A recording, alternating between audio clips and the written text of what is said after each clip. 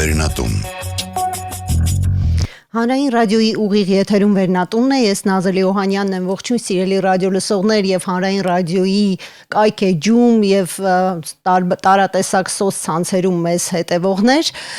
Մենք այսօր փորձելու ենք հասկանալ, թե ինչպիսին է հայաստանյան ներկայությունը միջազգային կինոհարթակներում, տվյալ դեպքում խոսելու ենք Կաննի 78-րդ միջազգային կինոփառատոնից, որին ներկա են եղել համադրող կինոքննադատ Սոնա Կարապողոսյանը եւ կինոփորձագետ պրոդյուսեր Մելիք Կարապետյանը։ Ողջույն, շնորհակալություն մեզ հյուրընկալվելու համար։ Բարև ձեզ։ Բարև ձեզ, շնորհակալություն հրավերի համար։ Ես ուզում եմ զրույցը սկսենք Սոնայից, ինձ մոտ գտնվող Սոնա 2019 թվականից յուրաքանչյուր տարի մասնակցում է Կաննի միջազգային կինոփառատոնին, ընդհանրապես այս մեծամասշտաբ ու հեղինակային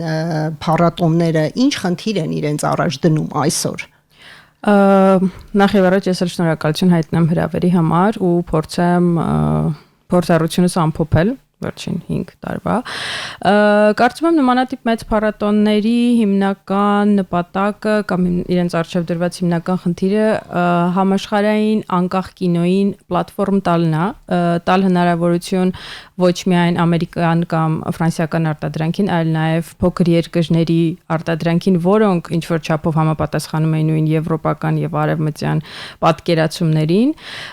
ներկայանալ ավելի լայն հասարակություններին, Եվրոպային կոնկրետ այս դեպքում ու հնարավորություն ունենալ նաև գնալ դիստրիբյուցիայի, այսինքն հասնել կինոթատրոններ եւ պատմել պատմություններ, եթե այդպես շատ կարճ փորձեմ ներկայացնել։ Բայց այդտեղ արդեն գալիս են բոլոր քաղաքական ենթաշերտերը, որ ֆիլմերը ինչ են ընտրվում, ինչ կանոններով եւ այլն, բայց հիմնական նպատակը կարծում եմ դա է։ Մելիք, դուք ինչ կարող եք ավելացնել, ասենք եթե դիտարկենք այդպես պատմական անցյալում Կաննում, օրինակ ինչ է տեղի ունեցել եւ այսօր ինչ իրավիճակ է։ Եթե խոսում ենք կոնկրետ Կաննի մասին, Կաննը բացի կինոփառատոնից նաեւ կինոշուկա է եւ այդ համաշխարհային կինոշուկայի տարբերություն Բերլինի, որը որ եվրոպական ֆիլմերի շուկա է։ Հենց այդպես էլ կոչվում է, իսկ Կաննը ինքը Marché de Film-ը ինքը ամբողջ աշխարհից հավաքում է բոլորին եւ ինքը շատ կարեւոր կետ է տարվա ընթացքում կինոգործիչների իրար հետ մեկ տեղում լինելու եւ դա իր կարեւորությունը շատ, քանի որ այդ ամենա ակտիվ կետն է դառնում տարվա ընթացքում։ Այո, իսկ հետաքրքիր է թե ինչ է փոխվել այս փառատոնի կոնցեպտի, ֆիլմերի ընտրության, ռազմավարության մեջ, կարևոր է որպեսզի հասկանալ թե ինչ դերակատարում ունի ընդհանրապես ժամանակը փառատոնների վրա, քաղաքական ժամանակը, պատմական, գուցե քաղաքակրթական նաև։ Խնդրեմ Սոնա, ես այս հարցին պատասխանեմ, մի շարք քաղաքական խնդիրներ այժմեական իրենց մեծ արտահայտում գտնում են հիմնական ծրագրում, օրինակ ուկրաինական, Ռուսաստանի-Ուկրաինա հարձակումից հետո ուկրաինական ֆիլմերը ամեն տարի ծրագրում տեղ ունեն, որը նաև ազդում է ռուսական ֆիլմերի վրա, որոնք որ ամբողջությամբ գրեթե չեղյալ էին հայտարարվել ու ռուսական ֆիլմեր չէին ներկայացվում։ Նույնը նաև կատարվում է, չգիտեմ, Իսրայելա-Պաղեստինյան կոնֆլիկտի դեպքում, այսինքն կա քաղաքական աջենդա, որը որ ներկայացված է տվյալ փառատոնում, մեկ այլ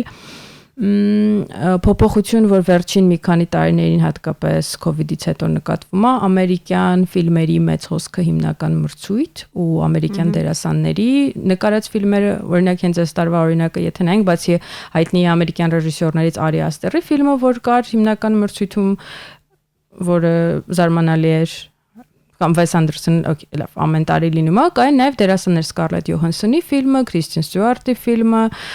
տեսնում ենք ամերիկյան Թոմ Քրուզը արդեն 2 տարի Mission Impossible-ի պրեմիերան ունենում է հենց Կաննում արտամրցույթային, բայց էլի դա ինչ որ մեծ տոն է դառնում, որ հրավառությամբ ուղեկցվում ու անգամ տոմսեր են շատ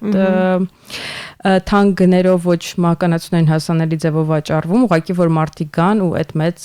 կինոտոնին կարողանան ներկա լինել։ Ոնց որ ամերիկյան ներկայացվածությունը երևի ամենա աչքի ընկնող տենդենսն է վերջին մի քանի 5 տարվա մեջ։ Իսկ դա դրական տենդենս կարելի է համարել։ Դե աշխարհը փոխվում է, հիմա Կաննը չի կարող ուղղակի пассив նույն ձևի շարունակել, այդ բնական է եւ ինքը միշտ էլ եթե գիտեք հիշում եք 68 թվականին նույնիսկ բոյկոտ հայտարարեց եւ կանը չկայացավ այդ քաղաքական էլեմենտը այսպես թե այնպես փառատոնում միշտ եղել է եւ ակտիվ է եղել եւ այս տարի էլ Once Upon a Time in Gaza այդ ֆիլմներ ցուցադրվում ծրագրերից մեկում եւ նույնիսկ մրցանակ շահեց եւ այլն ինչպես Սոնան ասեց այդ տենդենսները կան եւ իրանք տարվա ընթացքում թելադրողն են Թե կինոն ուրա գնում Բայց փորձում են անվտանգ խաղալ եկեք անկեղծ ասենք որ ընտրությունների հարցում միշտ անգամ եթե ընտրում են ինչ որ քաղաքական ռուս-ուկրաինական դեպքում չէ, բայց Իսրայելա-Պաղեստինյան կոնֆլիկտի դեպքում օրինակ այնպիսի ֆիլմեր են ընտրում, որ ամեն դեպքում ոչ մի կողմը այդքան էլ չվիրավորվի։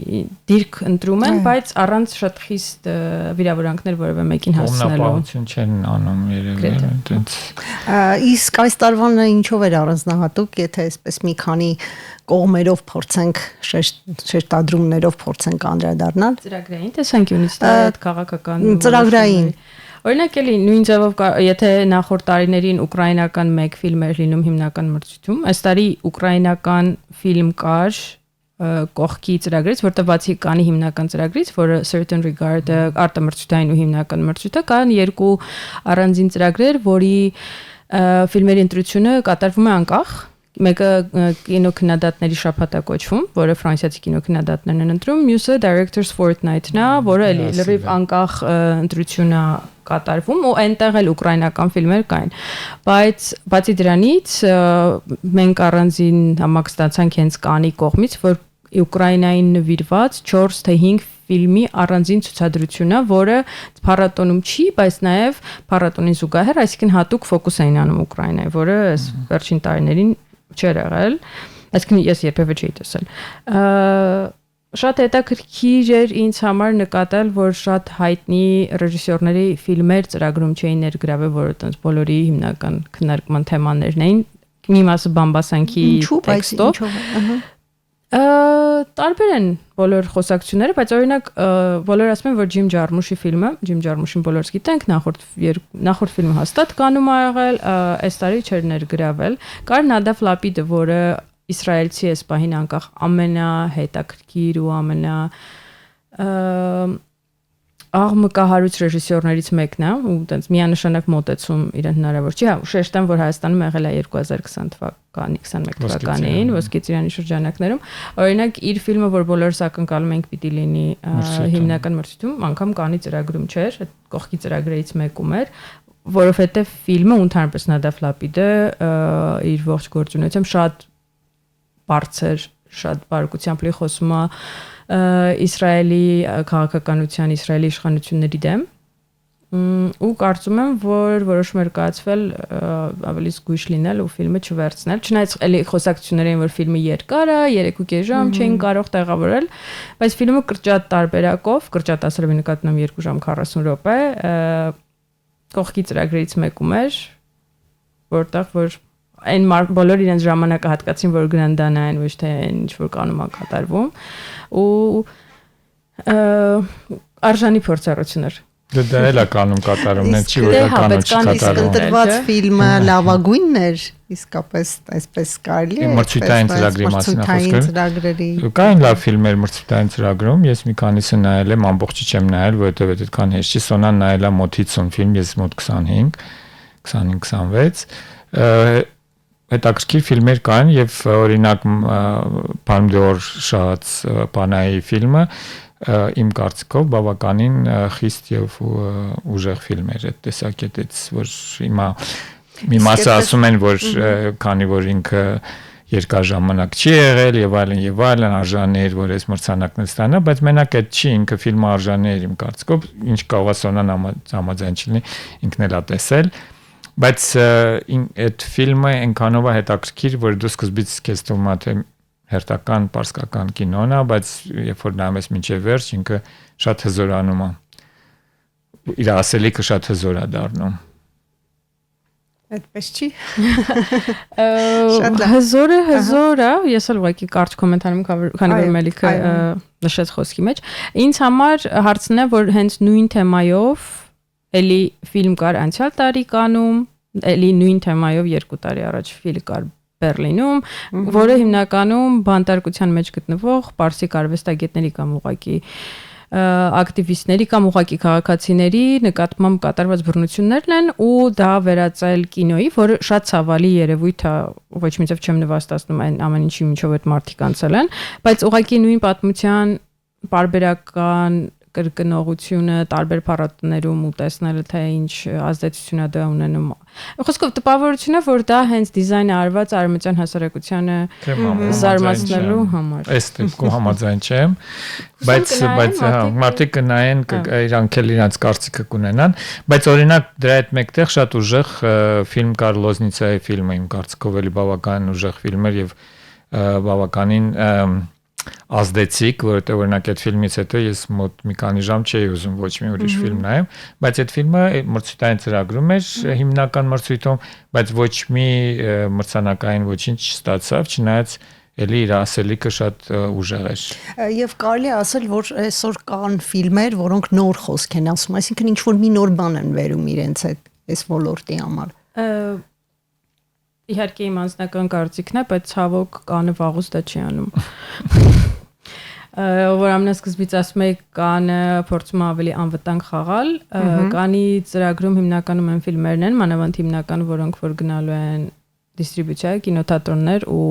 ես այդտեղ նոր լեզու անկեղծ ասած համարյա չեմ տեսնում։ Երևի համեմատաբար մի քիչ տարբերվող մի ֆիլմ կար, Օլիվիե Լաշեի ֆիլմը, որ կոչվում է Սիրատ, Իսպանա Մարոկո համարտադրություն, դա ինչ որ չափով տարբերվում էր, որովհետև նույն ձայնային դիզայնը, պատմություն եւ այլն։ Բայց եթե անկեղծ ես կանում դա չեմ էլ փնտրում անգամ։ Ցավոք սրտի ես այդ ֆիլմը չեմ տեսել, դրա համար կարծիք չեմ կարող կազմել, բայց հուսամ, եթե Ծիրանը բերի, Ծիրանի ժամանակ, ոսկե Ծիրանի ժամանակ կտեսնենք։ Բայց նորից եմ ասում, կանը բացի փառատոնից ինքը մեծ շուկա է եւ այդ շուկայում շատ զանազան ֆիլմեր են ներկայացվում տարբեր երկրներից։ Եկեք խոսենք, քանի որ շուկայի մասին խոսք բացվեց, եկեք խոսենք հայկական ներկայության մասին, հենց այն ձեր հարցը, որ դուք հնչեցրեցիք սկզբից, թե ինչով էր տարբերվում կանը, ես ցավոք սրտի դրան չպատասխանեցի, բայց կուզենայի պատասխանեի առաջի հերթին նրանով, որ կանի ուսանողական ծրագրում կար հայկական ֆիլմ Էստոնիայից ներկայացված եւ համատեղ Հայաստանի ֆինանսավորումը պետական նույնիսկ աջակցությունը ստացած անգլերեն ինքը կոչվում էր մարտ ամիսը, չէ, ձմեռը մարտ ամսին, իսկ հայերեն թարգմանությունը մի քիչ ուրիշ է, երկար ձմեռ, կարծեմ այդպես է հայերեն թարգմանությունը երևի երբ որ դիմել են հայկական կինոկենտրոնին այդ ժամանակ, հիմա արդեն կինոֆոնդին, ինքը տենց էր կոչվում, այդ ֆիլմը երրորդ տեղը գրավեց այդ մրցույթում եւ դա շատ հետաքրքիր երևույթ է մեզ համար, որովհետեւ ինքը Էստոնիա, Հայաստան երկու երկրի ամենայն դեպս այդ երկու երկիրը այդ համատեղ արտադրության մեջ կան եւ Հայաստանը ներկա էր եւ մրցանակ շահեց։ Այդ արդեն հետաքրքիր է որպես տարբերություն, որովհետև վերջի կարճամետրաժը, որ ստացել է հայկական էլեմենտով, դա եղել է Սերժ Ավետիքյանի կարճամետրաժ ֆիլմը, հենց հիմնական կարճամետրաժ ծրագրում կանի տարիներ առաջ 2015 թվականին։ Շների կողքի։ Այո, եւ նաեւ մյուս տարբերությունը նախորդ տարիների համեմատ, որովհետև ես կանոն 2017 թվականից եմ գնում կան եւ համարում եմ, որ շատ կարեւոր է այդ լինելը ներկա։ Դա հայկական հայաստանյան կինոգործիչների արկայության քանակներ է տարի, որ մոտավորապես երևի ընդհանուր, եթե հաշվես 50-ի մոտ ներկայացուցիչներ կային տարբեր երկրներից եւ Հայաստանից մոտ երևի 30-ից ավել։ Կարծում եմ, որ ժամանակի ընթացքում հետաքրքրությունը միշտ հանդեպ կան եւ նույնիսկ այդ երկու տարին, որ ես ինքս էի տաղավարի ղեկավարը, մենք միշտ այդ խնդիրը դնում էինք կինոգործիչների առջև, որ այդ հետաքրքրությունը լինի եւ հնարավորության դեպքում մասնակցեն։ Կարծում եմ, որ այդ հետաքրքրությունը կամած աճում է, բայց բացի դրանից, որ մոտ 50 հայ ներկայացուցիչներ կային, որովհետև դժվար է հաշվել, հատուկ բան չկա, ըստ Սինանդոյի Հայաստանից 36 հոգի էին Սինանդոյի, բայց դա փառատոն, օրինակ իմ անունս այդ ցանկի մեջ չկա, Սոնայինը չկա, Կարենը չկա, կան բավականին քանակությամբ մարդիկ, որոնք որ էլի կանում էին, բայց այդ Սինանդոյի ցանկում չեն, որովհետև դա շուկայինն է միայն, էլ իսկ փառատոնին առանձին է։ Եվ նաև այն, որ այս տարի երկու տաղավար կար, մեկը կինոֆոնդի տաղավարն էր, որը որ էլի մոտավորապես նույն տեղում էր, որ ոնց եւ կինոկենտրոնն էր անում այդ մասում, եւ նաեւ Pan Armenian Ֆեդերացիայի տաղավարն էր, որը որ էլի հերու չէր, եւ մի հատ էլ վիլլա կար վարձած կինոռեժիսորների եւ կինոպրոդյուսերների գիլդիայի կողմից Փաստորեն 3 կետ կար կանում ֆիզիկական կետեր, որտեղ որ հայկական բաներն էր այդ տուսովկան ոնց է հայերեն, տուսովկաներն էին անցկացվում, հանդիպումները եւ ներկայացված էր Հայաստանը 3 կետում։ Եվ այդ կետերը կարելի է ասել, որ իրարից շատ բևեռոր, այսինքն տարբեր էին։ Տարբեր բևեռներ էին։ Քննարկելու տենց հարցեր կան, բայց հանրային քննարկման համար իրանք այդքան հետաքրքիր չեն։ Ինձ համար հետաքրքիր էր, որ այդքան մեծ քանակությամբ արդեն մարդիկ ինչ որ ճանապարհներ են գտնում եւ իրանց համար բացահայտում են կանը, որովհետեւ 17 թվականին ես էլ բավականին պատահական հայտնվեցի այնտեղ եւ դրանից հետո հասկացա, որ կանը այդ միայն այն գլամուրը չի, որի մասին բոլորը գիտեն եւ այդ միայն այդ բարդությունները չի, կանը ունի իր բարդությունները, պետքա վերջի կինո ոլորտում ներկայացված լինես, որ կարողանաս այնտեղ մասնակցես, որովհետեւ կանը իր տոմսեր չի վաճառում այդ ակրեդիտացիաներով, այդ ակրեդիտացիան պետքա ստանաս, ծախսերն են բավականին մեծ մնալու եւ այլն, բայց այդ հաղթահարելի է եւ իմաստ ունի հաղթահարել։ Այդ տեսակետից իմ կարծիքով հետաքրքիր process է հիմա գնում եւ ինչքան շատ Հայաստանից ներկայացուցիչներ գնան, բայց հիմնականում իրանց հաշվին, ոչ թե ուրիշի հաշվին, որովհետեւ այդ ժամանակ դու գնահատում ես թե այդ ծախսերը ոնց ես անում եւ վիլլա ես վարձում, թե հասարակ մի հատ տարածքում մի քանի հոգով իրար հետ միասին մնում եք, բայց դա ժամանակի հարց է։ Ինքը ընթացիկ, որովհետեւ մեծահարուստները ամեն նոր չեն վճարելու այդ տեղերի համար, եթե քո կազմակերպությունը ի վիճակի չի ինքնուրույն այդ անի, դա երկար չի տևելու։ Ուրեմն դու պետք է կարողանաս նենց կազմակերպվես, որ իրոք դա կարողանաս շարունակական անես։ Եվ հետաքրքիր է թե օրինակ ինչ հիմնական մարտահրավերներ կան, որ բախվել է կանի փառատոնում հայկական կողմը։ Կան այդպիսի մարտահրավերներ։ Հենց հայկական կողմի համար չեմ կարող ասել, բայց կան որպես այդպիսին մարտահրավեր, այն տեսանկյունից, որ նախ պետք է լինես չափազանց կազմակերպված, այսինքն մարդիկ, եթե ուզում ես որևէ մեկին հանդիպել, իսկ եթե գնացել ես կան, եթե ֆիլմերի համար չես գնացել, հանդիպումների համար ես գնացել, բոլորը իրենց հանդիպումները 30 րոպե իրար հետևից շարած, շատ է, ինձ 15 րոպեն այդ արանքուն սուրճ են խմում։ Բոլորը լրիվ պլանավորված ունեն, այսինքն դու պիտի լինես կազմակերպված, այդ մարդկանց գրես գոնե 2 կամ 3, իրական լավ կլինի մի շաբաթ առաջ, պայմանավորվածությունները ձեռք բերես, այդ սկզբից որ գնում ես մեծ ահավոր մեծ տարած խառնաշփոթ գտնես, լինես ճիշտ ժամին տեղում եւ այլն։ Այդ ավելի հանդիպումների տեսանկյունից, ինչը վերաբերում է ֆիլմերին, լիքը լեգենդներ են պատտվում բաների մասին, այդ տոմսերը ստանալու նկատնում, եթե ունես հավատարմագրում, ամեն օրվա ցուցադրությունների տոմսերը, եթե ամսի 13-ի տոմսերը ես պիտի բուք անեմ, տոմսերի բուքինգը բացվում է ամսի 9-ին, ժամը 7-ին, կենտրոնական եվրոպական Central European Time-ով, մի խոսքով, ու 7:01 տոմսերը արդեն չկան։ Դու պիտի քո պլանը ունենաս, հասկանաս ոնց ես անում, ֆիլմերից առաջ պետք է 30 րոպե ամենակիչը հերթ կանգնես, դուրս գալը, հետո էլի գնալ հերթ կանգնելը, իրական տեխնիկական բաներ են, ես կուզեի ավելի բովանդակային մասին անդրադառնանք։ Նայ, խնդիրն այն է, որ եթե դու գնում ես կան, դու պետք է իմանաս ինչի համար ես գնում։ Օրինակ Սոնային նպատակներից հիմնականը այդ հնարավորինս նայել այն ֆիլմերը, որ ինքը ուզում է, եւ ես գիտեմ, որ Սոնան հստակ գիտի, որ ֆիլմերը ինքը նախապես արդեն գիտի, ինքը որ ֆիլմերն է ուզում նայել։ Եվ դրանից է դուրս գալիս արդեն այն process-ը, թե ոնց է ինքը կազմակերպում իր օրը։ Մյուս բանը, որ դու գնում ես շուկա, օրինակ, եւ չնայած նաեւ հանդիպումներ էլ ունենում եւ դա էլ է պլանավորած, բայց երբ որ դու գնում ես շուկա, քո մոտ խնդիրները լրիվ ուրիշ են եւ դա է որ շատ կարեւոր է դու դա էլ ճիշտ պատկերացնես։ Օրինակ կարող եմ մի օրինակ բերել ոչ թե որպես քննադատություն, այլ հայկական տաղավարը եւ մամուլը գրեց առաջի 2 օրը ինքը դատարկ էր։ Եվ ես կարամ ասեմ, որ հաստատեմ, որ վերջի 2 օրն էր դատարկ կինոֆոնդի տաղավարը։ Եվ ինչպես բացատրեց Դավիթ Բանուչյանը իր ինտերվյուում Հ1-ին, ինքը ասաց, որ մենք պլանավորել էինք ամենակարևոր 3 օրը, մենք ներկա էինք, այնտեղ հանդիպումները սա պլանավորած էր, շատ լավ է, բայց մի բան չէր պլանավորած, որ տաղավարը երբ որ ներկա է, այնտեղ չի կարա ինքը դատարկ լինի, հասկանում եք։ Կարող է Բանուչյանը եւ հատուկ հյուրերը պետք է այդ 3 օրը գնային ընդամենը։ Ես խնդիր չունեմ այդտեղ։ Իսկ ինչու էր դատարկ։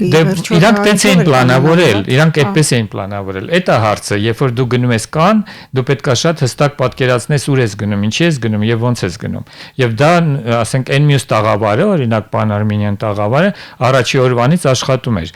Մարդիկ նստած էին իր ներկայացուցիչները եւ իրանք իրանց աշխատանքը անում էին, իրանք էլ վերջի 2 օրը չկային։ Տենց են համարել, իրանք իրանց քաղաքականությունը տենց են տարել։ Բայց կարևոր է այնա որ իրոք այդ մարդիկ երբ որ գնում են, ինչպես Սոնան ասաց, եւ ոչ թե մի շաբաթ, 2 շաբաթ առաջ շատ քիչ է։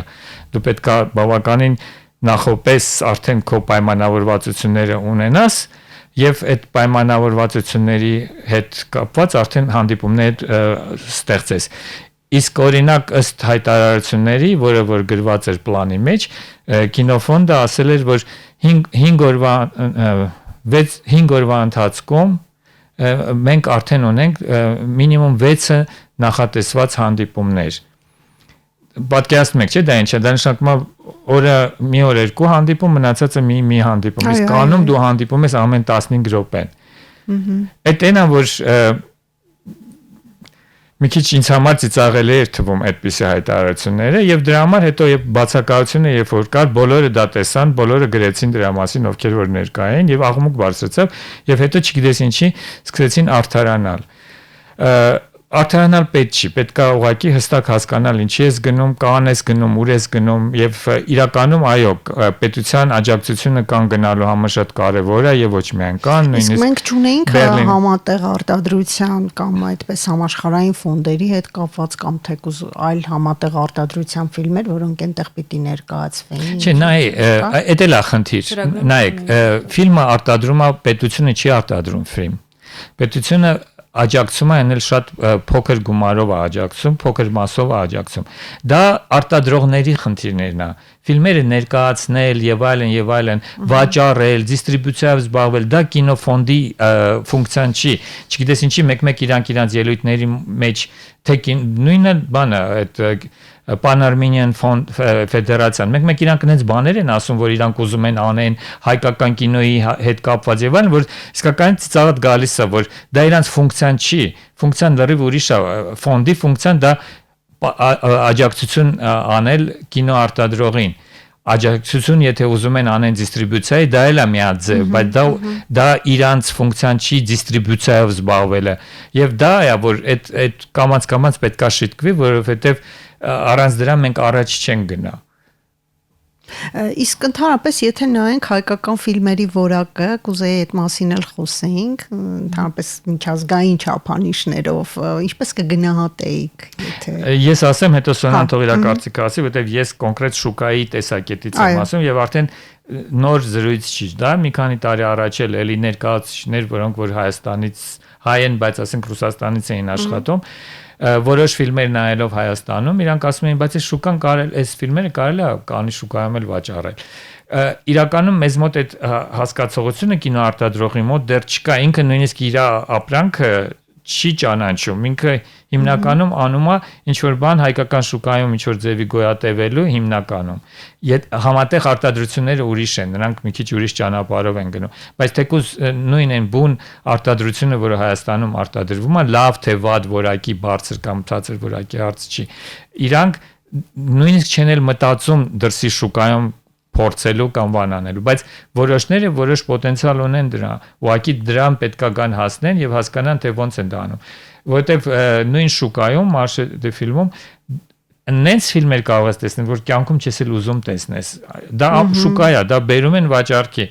ում որ հաջողվում է վաճառել, վաճառում է, ինչ քանակությամբ հաջողվում է վաճառել,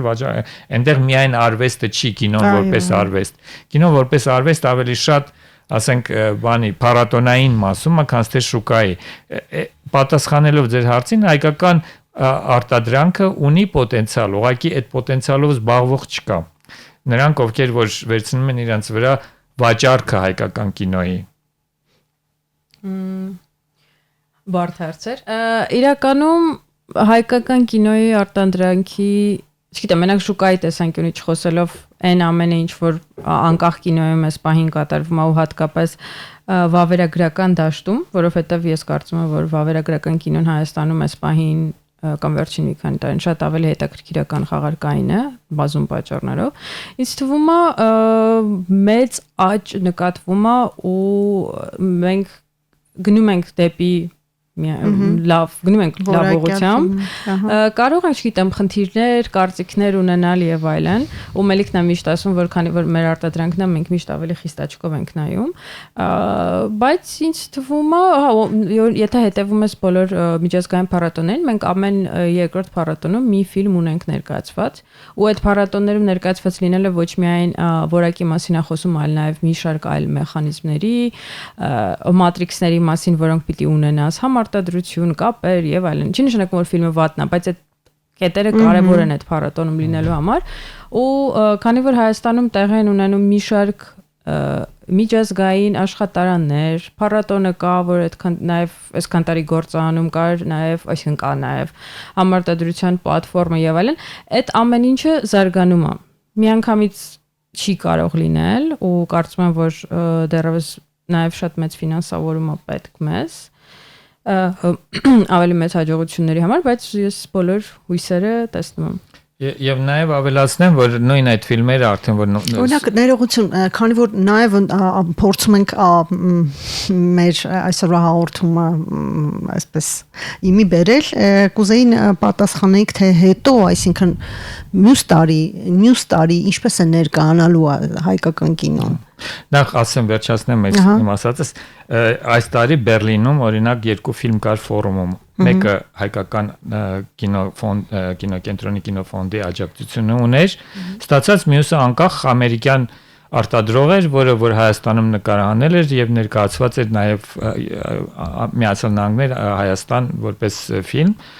եւ այդ այն ֆիլմերն են, որոնք որ լրիվ պոտենցիալ ունեն նաեւ շուկա դուրս գալ եւ շուկայում փորձ ունենան վաճառքի։ Անցյալ տարի Վենետիկում կար հայկական վավերագրություն, որը որ էլի հայկական աջակցություն ուներ պետական եւ էլի նույն պոտենցիալը եւ պրոդյուսերը այնտեղ է, ռեժիսորը, պրոդյուսերը կանում էր։ Չգիտեմ ինչքանով այդ ծրագրով էր որ վաճառի ֆիլմը թե չէ, գուցե իրանք ունեն sales agent կամ գտնի sales agent, բայց ներկա էր եւ կար նաեւ այս տարի մի բան, որ էլի պետք է նշել, CNC-ն արել էր Անդրկովկասի համար ծրագիր, որտեղ պրոյեկտներ էին ներկայացված եւ Հայաստանից 3 պրոյեկտ կար, որը այդ ֆորումում ներկայացված էր։ Պրոյեկտների անունները տենց չեմ հիշում, բայց հեղինակները տեղում էին այնտեղ էին։ Եվ այդել հայկական ներկայացությունը նախագծային մակարդակում դա էլ բավականին կարևոր փաստ էր, որ այդել կար։ Փաստորեն մենք 4-3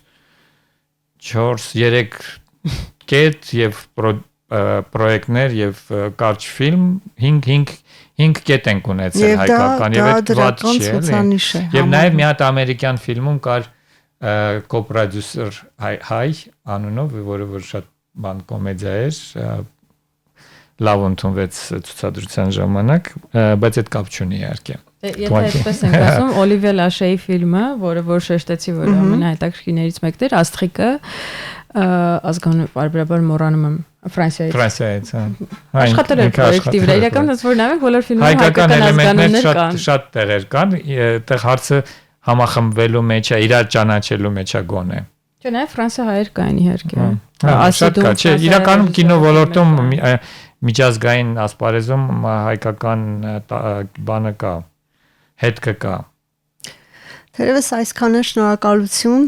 սիրելի ռադիոլսող, իմ հյուրերն այսօր համադրող կինոքննադատողակ Արա Պողոսյանը եւ կինո փորձագետ պրոդյուսեր Մելիք Կարապետյանն էր։ Մենք խոսում էինք Կաննի 78-րդ միջազգային կինոփառատոնում հայկական ներկայության մասին ու ոչ միայն։ Զրույցը վարեց Նազելի Օհանյանը։